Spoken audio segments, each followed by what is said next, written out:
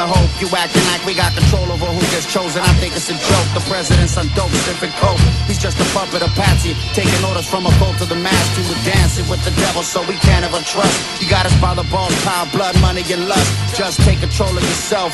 You know that change is a must. The initials of the U.S. is us. Before you join the military, see what the war's about. We got a lot of dirt to clean in our house. Committed treason. It's the reason we stand and we fight through the darkness and the light. The government lied. Soldiers died in the fire of war. They got burnt. They had to learn the hard way. The freedom isn't free, so they paid the price with their life. And now you miss them. Some are still missing. This ain't the Christian coalition. I'm a child of the earth that study this knowledge without a need of a church.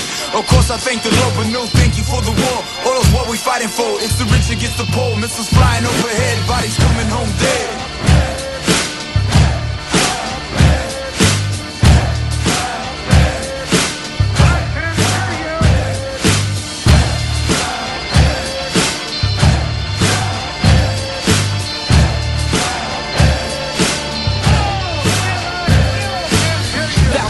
Ago, a secret dream was planned. Before Columbus came, they knew about this land. For the post-war plan of the manner to cross borders is first make chaos, then bring order. They claim to help and instead create the problem and pose as the heroes placed there to solve them. Eventually, it will be a one-world democracy. It'll be placed with a two-faced hypocrisy. Another crime committed against the common good, and when it's said and done, we're still misunderstood. We did? The South? Like the one in 1965, or what Civil War? Who won it? Who was even in it? Who was in it? Just tell me who was in it. Ooh, I don't know. Why you let me do this? Who won the Civil War? Yeah. Oh my god. Hey, I'm trying to blink some of those things. I feel like I'm on the Jimmy Kimmel show. America? I don't know. That's the Confederates, right? I have no clue. The Union. The North. Yes. Okay. Okay, who did we gain our independence from? These are horrible. I have no idea. Do you know what year we happened to? Absolutely not. I couldn't tell you. It's like 1677 or something. What show is Snooki on? Jersey Shore. Jersey Shore. Jersey Shore. Jersey Shore. Jersey Shore. Oh, Jersey Shore. Who is Brad Pitt married to? Angelina Jolie. Oh, Angelina Jolie. Angelina Jolie. Angelina Jolie. Angelina Jolie. Angelina Jolie. Angelina Jolie. And who was he married to before that? I think it was Jennifer Aniston. Jennifer Aniston. Jennifer Aniston. Jennifer Aniston. Awesome, thank you. Mark Berline, a secular guy, wrote a book called The Dumbest Generation. The most unready generation ever. Not just unready for anything, but for battle. Literally, we are not equipped. And when he was studying military readiness, never, possibly ever in all of world history has there been a generation more unready for battle than ours. Isn't that an extraordinary statement? Just think about these things spiritually, because this is a secular guy that's doing an analysis on a culture. But I want you to realize that that physical readiness for physical battle applies to spiritual readiness for spiritual battle. 75% of an entire generation between 18 and 24 are ineligible to join the military. 75%. Can you say the word pathetic with me? Why? Well, there's a high level of obesity. This is embarrassing. Obesity. Unfit physically, unable to perform the most basic military maneuvers. Uneducated. Oh, wait a minute. Are you going to say we're uneducated? You can go to school and be uneducated. Isn't that an incredible realization? That you can go through school and they can pass you because they don't want you just lingering in the grade. And they'll keep moving you through the system and they'll stick out practically illiterate students all the time. They can find oatmeal in the grocery store because they recognize the oatmeal box, not because they can read oatmeal. Unlearned mentally, unable to pass the most basic academic tests of competence. We can't hear. You have to be able to hear, I guess, to get into the military at some level. Lost acute hearing ability due to the volume of music. It's embarrassing. We are unfit to protect our lives, to protect our marriages, to protect our families, to protect our towns, protect our states, to protect our nations. We are unready for battle. So the dumbest generation ever. This is the book that I was referring to. It's actually called The Dumbest Generation, or this is the other option title for it, or Don't Trust Anyone Over 30. That's an attitude of an entire generation. You can't trust these guys. Those over 30, we have definitely seen some weaknesses in the older generation. There's no doubt about it. But I want you to know, those over 30 possibly know more than you do as those of you that are under 30. You may know more about computer programming. However, they oftentimes know more about life.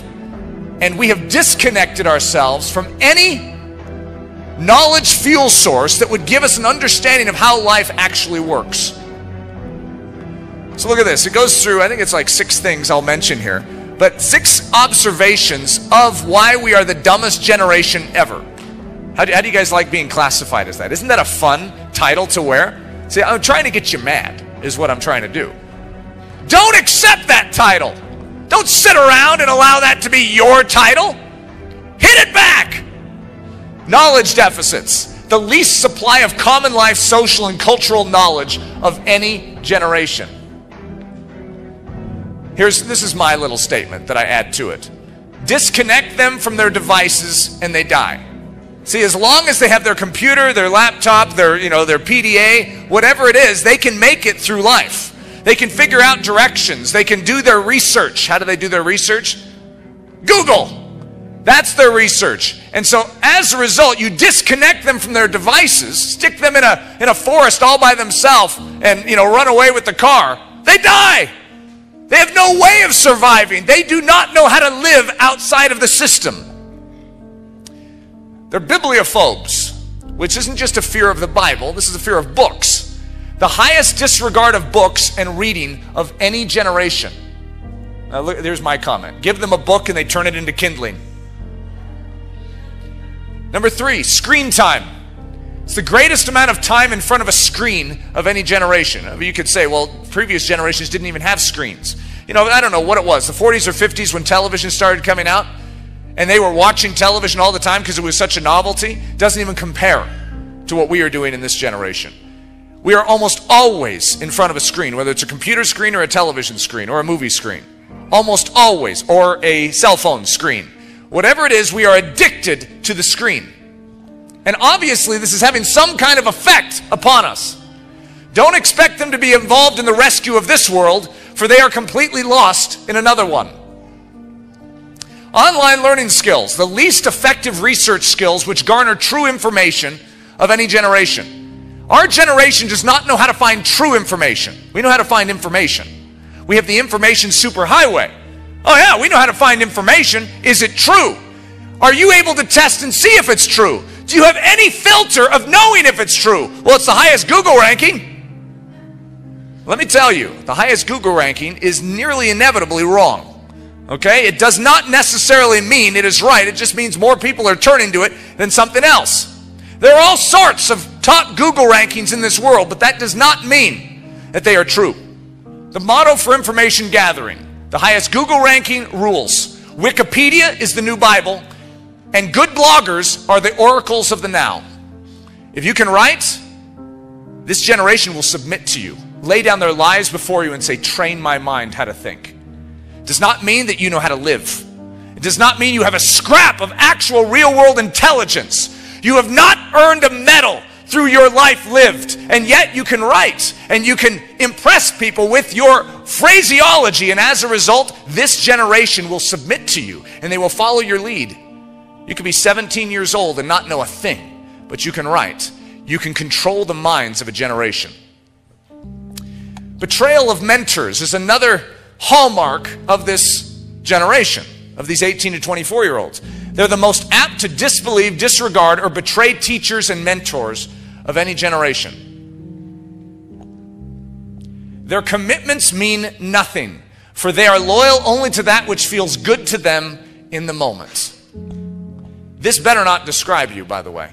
If it does, you need to discard these behaviors, because there is a loyalty that is needed of you. I know it's hard to be loyal to people that don't necessarily seem like they're living it either, but there are deep loyalties that need to be bred in your soul. And I'm not just saying to parents and leaders and church leaders and things like that, but if you grow up with this mentality, guess what? You'll be flaky with God. You'll be flaky with His Word, because what feels good to you in the moment, I guarantee you a good, hot gospel message may not feel good to your soul in the moment. Do you discard it? Are you going to betray your mentor, the Word of God? This behavior is despicable. No more warriors. The generation least apt to produce warriors for cultural, moral, civic, and private good. The motto for exertion of soul: supply strength and passion only to the causes that best serve self's comfort and self's continued gratification. What gets you up off the couch? Self. How's it going to help me? Is there anything in it for me? All right, I'll give a little energy to it. The moment that starts to turn and it starts to be for the benefit of someone else, hey, I'm done. I did my part. I'm sitting back down on the couch. What kind of warriors are those? A warrior is one who knows the value of a cause bigger than himself. That's what a warrior is. You don't just go out and fight for your own reputation. We as Christians fight for the glory of Jesus Christ, something far bigger than self. In fact, to fight for it, you have to deny self. If you're fashioned after this model, Christianity is in the tank, because everything that makes Christianity strong is being defied with this behavior. We can't accept it. So remember the title. I'm not trying to just discourage you. I'm saying the most unlikely heroes. So there's a positive spin on this. I do not accept this as the final declaration over the 18 to 24-year-old age range. And you shouldn't either if you just happen to be in that age range. Do you guys remember how I started? The most unlikely heroes. Remember I was making you feel bad? You're part of the dumbest generation ever? Now that's the secular take on us. I would like us to turn that on its face. I would like us to rise up and say, God, my background may be faulty. It may not be, have all the holes filled in. Something may not be complete in my education, sure. Yes, and I've been scared of books my entire life, and as a result, I am quite scared of the Bible. I will admit it. And yes, I've spent most of my life in front of a screen. Yes, there's problems here. I've not shown loyalty even unto my parents, let alone unto your word, unto your leadership in my life. That needs to change now. Take this wreck and shape it into a picture of your glory. Jesus Christ was born in a stable, and He did that on purpose as a testimony to all of us that He would take stables that stink and He would cause them to be His birthplace, and as a result He would transform them into His castles of glory. Yes, you may be feeble. Yes, you may be weak. You may be like Gideon, the least in his father's house, the least of the tribes. God should ignore us, absolutely. That's a given. But for some reason, He's noticing us. And He's saying, I'd like to use you. Would you allow me to take your life and turn it into a picture of triumph? You better allow a growl of God to enter your soul, to rise up and say, no more of this lethargy. No more of this ineptitude. I am not going to blame my weaknesses and my ignorances on the culture I grew up in, or on my parents, or on my educational background. I am the raw material of God, and He can do with me whatever He sees fit. And suddenly we have the formation of a hero. You don't have to be brilliant. Who cares about your IQ? Let God's IQ be your IQ. You have 66 books of His IQ. He's one smart guy, and He's given you all His smarts. Isn't that an incredible thought? All of them just laid bare for you, and then He'll even be the helper when you look at the Scripture to help you understand it.